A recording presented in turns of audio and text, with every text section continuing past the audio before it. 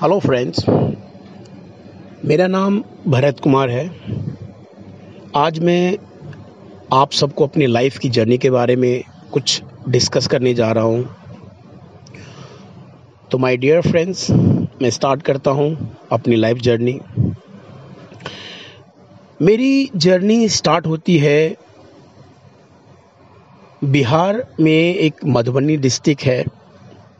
उस मधुबनी डिस्ट्रिक्ट के पास में ही एक विलेज है जिसका नाम है कोठिया। ये जो कोठिया विलेज है, यहाँ पे मेरा जन्म 12 दिसंबर 1981 को हुआ। इसी विलेज में 6 साल तक जो मेरी लाइफ थी अपने मम्मी पापा के साथ बिताया मैंने यहाँ पे। 6 साल के बाद में जो मेरा लाइफ स्टार्ट हुआ, जिसको हम लोग बोलते हैं स्कूल। दोस्तों, स्कूल जब मेरी स्टार्ट हुई तब मैं अपने विलेज को छोड़ चुका था और मेरी जो स्टडी लाइफ स्टार्ट हुई वो बिहार में एक पूर्णिया डिस्ट्रिक्ट है, वहाँ से होती है। पूर्णिया डिस्ट्रिक्ट में मैंने अपनी पढ़ाई पूरी करी, क्योंकि वहाँ पे मेरे फादर जो हैं वो गवर्नमेंट एम्प्लॉयमेंट थे, हॉस्पिटल में जॉब करते थे। और देखा जाए तो माय डियर फ्रेंड्स, मेरे फादर कोई बहुत बड़े पोस्ट पे नहीं थे। एक जिसे हम प्यून बोलते हैं, उसी पोस्ट पे मेरे फादर एम्प्लॉयड थे, जिनकी तनख्वाह थी सिर्फ 2000। उस टाइम में 2000 बहुत होते थे उस टाइम। तो मेरे फादर ने इस 2000 की सैलरी में हम 3 भाई और एक मेरी बहन है, उसे अच्छी परवरिश और अच्छी शिक्षा दिया उन्होंने। मैं अपने फैमिली में सबसे छोटा लड़का हूँ। तो लाइफ में माय डियर फ्रेंड्स, लाइफ में कुछ अलग से हट करके मैं बचपन से ही जब मैंने होश संभाला तो मुझे कुछ अलग करना था और लोगों से अलग। लेकिन मैं जिस जगह से बिलोंग करता हूँ, शायद आप लोगों को भी पता होगा कि वहाँ पे एक मुकाम पाना इतना आसान नहीं है। फिर भी मैं संघर्ष करता रहा और अपने फादर के साथ में वहाँ पे मैंने अपनी जो पढ़ाई पूरी करने के बाद कुछ टाइम मैंने अपने फादर के साथ उनको सपोर्ट किया जितना मेरे से हुआ। छोटा मोटा जो कहते हैं कि काम करके।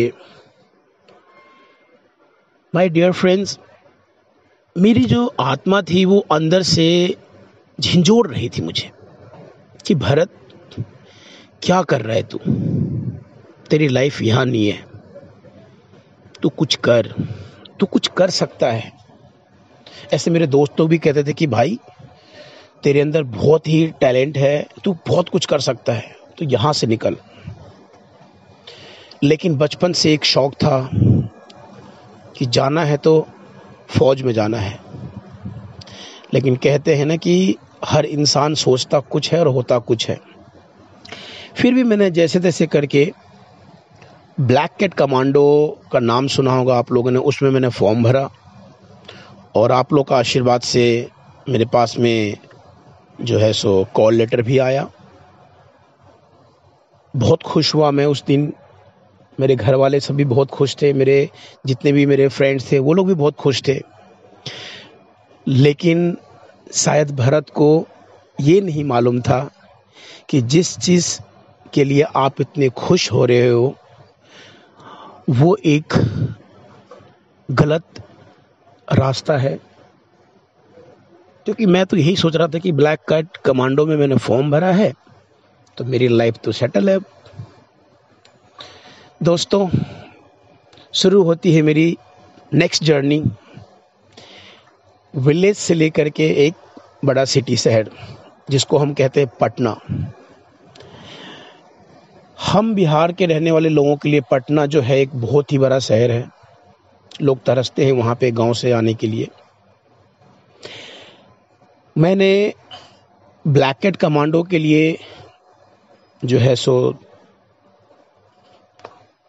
भर्ती होने के लिए वहाँ से गांव से अपने निकल पड़ा।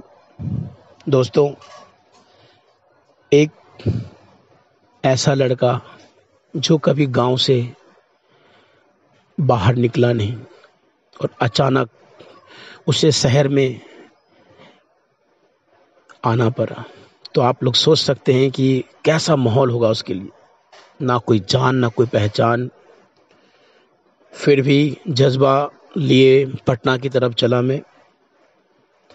दोस्तों, जब वहाँ पहुँचा उस जगह पे, उस एड्रेस पे जो कॉल लेटर में लिखा था कि आपको यहाँ पर रिपोर्ट करना है, वहाँ जाने के बाद सब कुछ ठीक चल रहा था।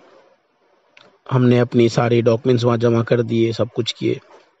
दोस्तों, जब मैं ट्रेनिंग के लिए पहुँचा, पटना से आगे एक फतुहा प्लेस है, जगह है, वहाँ जब हम गए और वहाँ जाने के बाद हमें पता चला कि हमारे साथ एक बहुत ही बड़ा खिलवाड़ किया जा रहा है।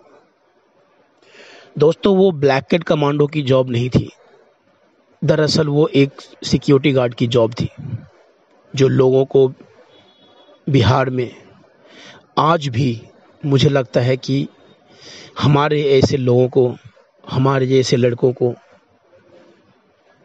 चंद पैसों के लिए लोग ठगते हैं और हमारे ऐसे लड़के उनके चुंगल में फंस जाते हैं। बट दोस्तों, मैंने अपनी हिम्मत नहीं हारी। मैंने वहाँ पे भी संघर्ष किया और संघर्ष करने के बाद उनसे कहा कि सर, हमने तो ब्लैक कैट कमांडो के लिए जॉब अप्लाई किया था, बट ये तो सिक्योरिटी गार्ड की जॉब है, मैं ही नहीं कर सकता हूँ इसको और मैं यहाँ से जा रहा हूँ। दोस्तों, वो घड़ी मेरे लिए ऐसी थी कि मैं आप लोगों को बयान नहीं कर सकता हूँ। मेरे पैरों के नीचे से ज़मीन ऐसा लगता कि खिसक चुका था। मैं पटना के रेलवे स्टेशन पे बैठा रहा और ये सोचता रहा कि मैं अब कहाँ जाऊँ। गांव में लोगों को तो मैंने ये बोला कि मैं ब्लैक कैट कमांडो के लिए भर्ती होने जा रहा हूँ, लेकिन यहाँ आने के बाद पता चला कि ये तो एक सिक्योरिटी गार्ड की जॉब है। दोस्तों, दिमाग काम नहीं कर रहा था। वो सिचुएशन ऐसा था कि कुछ कर जाने को मन कर रहा था, लेकिन हिम्मत नहीं हारा मैंने किसी को बिना बताए हुए चुपचाप दिल्ली आ गया। दिल्ली आया तो यहाँ पे मेरे बड़े भाई रहते हैं, उनके पास में बिना बताए आया। भैया भी डांटने लगे कि क्यों आया यहाँ पे कोई काम धंधा नहीं है, ऐसे भी ऊपर से तू आ गया। मैंने बोला, भैया चिंता मत करो, मैं अपने आप को यहाँ पे जो भी होगा मेरे से मैं कर लूँगा। दोस्तों, मैं 3 महीना में 3 मंथ मैं दिल्ली में बैठा रहा। दिल्ली में रोता था, उदास रहता था, मन करता था कि एक ही गांव चला जाऊं। फिर एक दिन मैंने अपने आप को डिसाइड किया कि नहीं, अब बहुत हो गया, अब लाइफ में कुछ करना है। और दोस्तों, मैं नौकरी ढूंढने की तलाश में निकल पड़ा। दोस्तों, 98 की बात है जब मैं दिल्ली आया था और 98 में भिकाजी कामा प्लेस में मैंने एक सिक्योरिटी गार्ड की जॉब पकड़ ली। उसमें जब मैं 6 मंथ बहुत हार्ड वर्क किया मैंने, यहाँ पे मैंने देखा कि मेरे लिए ये लाइन भी सही नहीं है। तब मैंने एक और लाइन स्टार्ट किया अपनी लाइफ में, जो कि मेरा बचपन का शौक था, वो भी मार्शल आर्ट सीखना। फिर मैंने 98 में मार्शल आर्ट ज्वाइन किया और शाम को मार्शल आर्ट की ट्रेनिंग लेता था और नाइट में सिक्योरिटी गार्ड की जॉब डे में भी छोटा मोटा काम अगर कहीं मिलता था तो मैं कर लिया करता था। लाइफ यूं ही चलती रही, पता नहीं 2 साल निकल गए, पता नहीं चला। फिर उसके बाद मैंने अपने आप से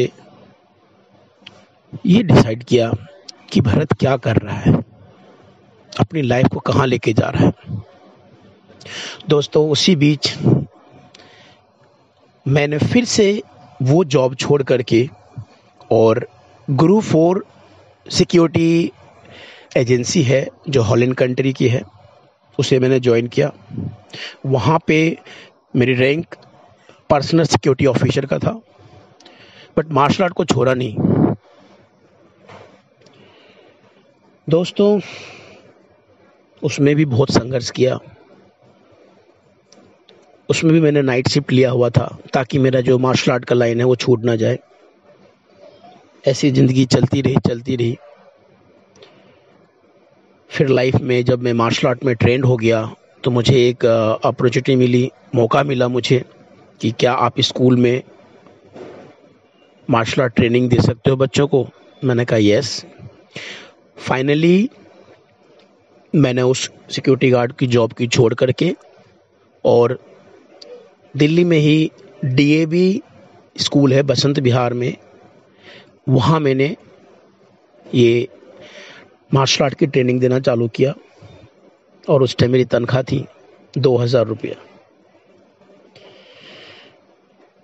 मैंने अपनी लाइफ में एक चीज़ सोचा कि भरत अब पीछे मुड़ के नहीं देखना है, अब आगे ही बढ़ते जाना है। दोस्तों,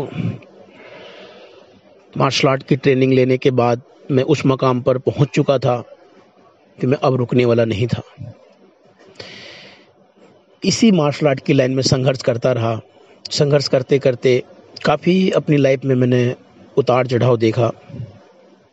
उसके बाद आज मैं जिस स्कूल में जॉब कर रहा हूँ उस स्कूल का नाम है समरफील्ड स्कूल, जो कैलाश कॉलोनी में है। वहाँ मुझे मौका मिला बच्चों को ट्रेनिंग देने का। उसके बाद मैंने समरफील्ड स्कूल ज्वाइन किया और आज भी मैं 13 इयर्स से समरफील्ड स्कूल में एक मार्शल आर्ट ट्रेनर के पोस्ट पे मैं वहाँ पे काम कर रहा हूँ। और मैं अगर अपने बारे में अगर आपको बताना चाहूँ तो my dear friends, martial art की लाइन में मैंने इंडिया के लिए 2 बार एशियन और ताइक्वांडो चैंपियनशिप में मैंने पार्टिसिपेट किया, जिसमें मैंने एक बार गोल्ड मेडल और एक बार सिल्वर मेडल जीत चुका हूँ। और कंटिन्यू मैंने 12 इयर्स नेशनल में गोल्ड जीता है। स्टेट लेवल में मेरे कंटिन्यू 12 इयर्स गोल्ड मेडल हैं, जोनल में मेरे गोल्ड मेडल हैं। और मैं फर्स्ट प्लेयर हूँ ताइक्वांडो मार्शल आर्ट में इंडिया में जो पावर ब्रेकर में मैं continue 5 times gold medal win किया। उसके बाद मन कर रहा था कि कुछ और करने का। फिर माय डियर फ्रेंड्स, मैं 2005 में मुंबई की तरफ अपने आप को ले गया। वहाँ पे मैंने 3 महीने फिल्म लाइन में स्ट्रगल किया। 3 मंथ स्ट्रगल करने के बाद मुझे 1-2 छोटे मोटे रोल भी मिले जो मैंने उनमें प्ले किया। और वहाँ भी मैं नाकाम रहा, क्योंकि फिल्म नगरी जो है सो बाहर से सुनने में और देखने में बहुत अच्छा लगता है, लेकिन जब आप उसके अंदर जाएंगे तब आपको रियलिटी पता चलेगा कि यहाँ क्या है। बिना लिंक, बिना सिफारिश कुछ नहीं होता है मेरे दोस्त। आज के टाइम में कहीं भी आप जाएंगे तो आपके पीछे किसी न किसी का सपोर्ट होना बहुत ज़रूरी है। कहने को तो मैं बहुत कुछ कहना चाह रहा था, बट मैं क्या बताऊं मेरे दोस्त, आगे मैं बोलूंगा तो हो सकता है मैं रो पड़ूंगा, क्योंकि देखा जाए तो संघर्ष तो भगवान श्री राम को भी करना पड़ा था। हम तो इंसान हैं। आज भी उसी उम्मीद में मैं जी रहा हूं कि जरूर कहीं न कहीं मेरे लिए कोई न तो कोई इंसान जरूर होगा जो मेरी किस्मत बनाएगा। मेहनत मैं करूंगा, लेकिन सपोर्ट उनका रहेगा, और मुझे उम्मीद है कि जरूर कोई ना कोई तो होगा मेरे लिए। आज भी संघर्ष कर रहा हूं अपने आप से, और फैमिली की बात करूं तो इस टाइम मेरे फैमिली में मेरी वाइफ और मेरे 2 बेटे हैं। अब लाइफ में एक ही चीज़ मैं सोचता हूं कि अपने लिए तो मैंने बहुत कुछ कर लिया, अब कुछ ऐसा करना है जो अपने परिवार को हर चीज़ का। माय डियर फ्रेंड, विराम लेने से पहले अब मैं उन लोगों का नाम लेने जा रहा हूं जिनका मैं कितना भी नाम लूं, कितनी भी उनकी तारीफ करूं, फिर भी कम है। अगर ये लोग मेरे लाइफ में नहीं होते तो शायद मैं आज इस मुकाम तक नहीं पहुंच पाता। माय डियर फ्रेंड, मैं जिनका नाम लेने जा रहा हूं वो मेरे लिए गॉड मदर और गॉड फादर के बराबर है। मैं कितना भी इनका नाम लूं, कितना भी तारीफ करूं, मेरे लिए बहुत कम है। माय डियर फ्रेंड्स, मेरी लाइफ को जो चेंजिंग हुई है मेरी लाइफ में, उनका जो हकदार है वो है master Rachana Rajendran and grand master B Rajendran. My dear friend, शायद अगर master Rachana Rajendran and grand master B Rajendran मेरे लाइफ में नहीं आते तो शायद आज मैं इस मुकाम तक नहीं पहुंच पाता, क्योंकि इन्होंने मेरी लाइफ को बनाने में जो इन्होंने सपोर्ट किया है, शायद इतना तो अपने भी नहीं करते। मैंने अपनी लाइफ में कभी भी मास्टर रचना से किसी चीज़ की डिमांड की या कभी मैंने हेल्प मांगा, इन्होंने कभी मना नहीं किया। हर मोड़ पे मेरे लिए, हर संकट में मेरे लिए मास्टर रचना मैम खड़ी रही, और उन्होंने अपने बेटे की तरह, यहाँ तक मैं बोलूँगा कि बेटे की तरह नहीं, बेटे से भी बढ़कर मुझे प्यार दिया। और रहा सवाल ताइक्वांडो मार्शल आर्ट में नॉलेज की बात, तो हर मोड़ पे, पल पल, हर घड़ी जो मुझे गाइड किए वो है grand master B Rajendran. My dear friends, grand master B Rajendran की बात में अगर कहूँ तो साक्षात ये हमारे लिए भगवान है।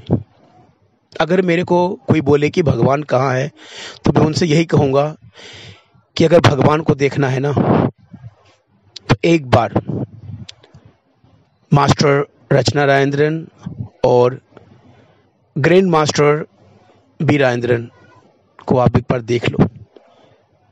इनके मन में ना कोई लालच, ना कोई शंका, हर हमेशा चाहे गरीब हो चाहे अमीर हो, उनके लिए हर मोड़ पे खड़े रहते हैं।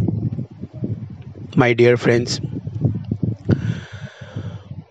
ताइक्वांडो मार्शल आर्ट में ट्रेनिंग की बात अगर हम करें तो मेरी लाइफ में जो सबसे बड़ा योगदान है, मुझे जो ट्रेनिंग दिए हैं और यहाँ तक लेकर के आए, मैं स्पेशल थैंक्स करना चाहूँगा ग्रैंड मास्टर वीरेंद्रन जी का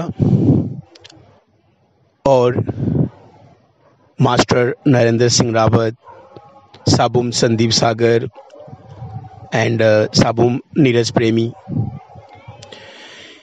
इन लोगों ने, जब मैं ट्रेनिंग लेता था ताइक्वांडो मार्शल आर्ट का, बहुत साथ दिया इन लोगों ने। कभी भी मुझे कोई डाउट होता था तो एक बार उनसे मैं पूछता था तो वो मुझे हेल्प करते थे। तो माय डियर फ्रेंड्स, शायद ये लोग मेरे लाइफ में नहीं होते तो मैं भरत आज यहाँ तक नहीं पहुँच पाता। जाते जाते मैं यही कहना चाहूँगा माय डियर फ्रेंड कि लाइफ में कभी भी हार मत मानना, क्योंकि जो इंसान हार मान जाता है ना, वो कभी कामयाब नहीं होता है। संघर्ष करो, मेहनत करो ईमानदारी से, तो वो ऊपर वाला भी आपका साथ देगा। इसीलिए माय डियर फ्रेंड्स, मुझे अपने काबिलियत पे, अपनी मेहनत पे और उस ऊपर वाले पे बहुत भरोसा है कि कभी ना कभी तो वो ऊपर वाला भी मेरे ऊपर मेहरबान होगा और मैं अपने मेहनत से उन ऊपर वालों को भी एक न एक दिन ऐसा करके दिखाऊंगा कि वो ऊपर वाला भी बोलेगा कि नहीं, अब इस इंसान को देने का टाइम आ गया है। तो माय डियर फ्रेंड्स, ईमानदारी से मेहनत कीजिए, संघर्ष कीजिए, कभी अपनी लाइफ में हार मत मानिए, तो वो ऊपर वाला जरूर आपका साथ देगा। माय डियर फ्रेंड्स, चलते चलते मैं भरत कुमार आप लोगों से यही कहना चाहूँगा कि अगर मेरे से जाने अनजाने में कोई शब्द गलती से मुंह से निकल गया हो तो मुझे क्षमा कर दीजिएगा। जय हिंद, जय भारत।